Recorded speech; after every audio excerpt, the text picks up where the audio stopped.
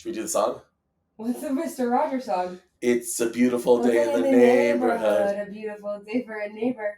Won't you be mine? Won't you be mine? Won't you be my neighbor?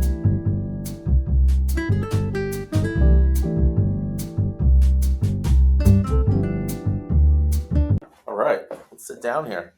Got my Mr. Rogers sweater. This is not your 1960s Mr. Rogers, okay? Mr. Rogers. Welcome to Story Time at Fullpath. My name is Aaron Horowitz. I'm the CEO. And what we're going to do in a series of snippets is read some stuff from the book that we wrote. Myself, Yishai, and Elia, the co-founders of the company, but really with the input from so many people from around the industry and in our company, and talk about it. We'll do short snippets like this. Dealership data is, to be frank, an absolute mess.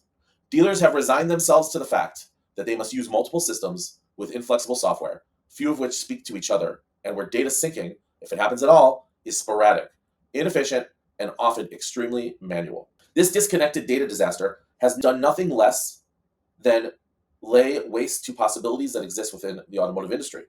In today's modern retail and commerce world, a data strategy is no longer a nice to have, it's a must have. Dealers looking to play the long game must get serious about developing an effective data infrastructure and strategy. Now, we care about the success of dealers and data because we think that dealers are at risk of being undermined by all the big players that are coming and people who want to take over this industry.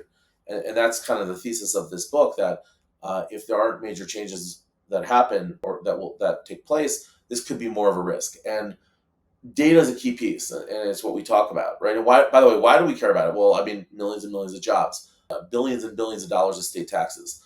It's an amazing industry because it really powers a mobile middle class, and social mobility. I mean, it's really an incredible industry. So the challenge that we're facing is how we get the data organized. Now, the data mess comes from things being, frankly, scattered.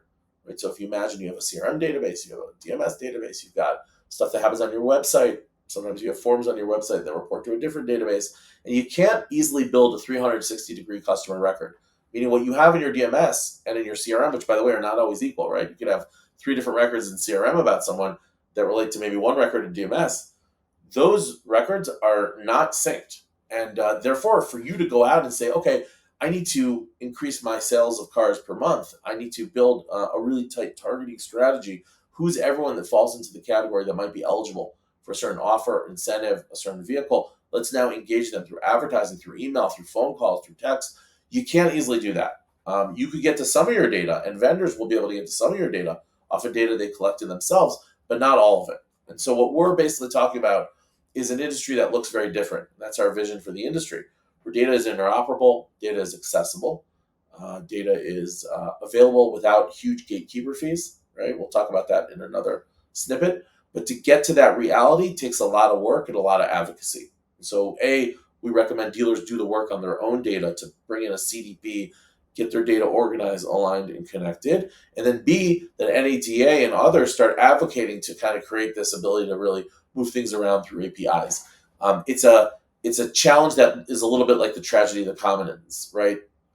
Very few people are motivated to go make the whole better because it could, in some cases, be expensive. And in some cases, it could mean sometimes giving up some of your own advantage for an industry. Therefore, the industry association has to see the greater good and pull it together.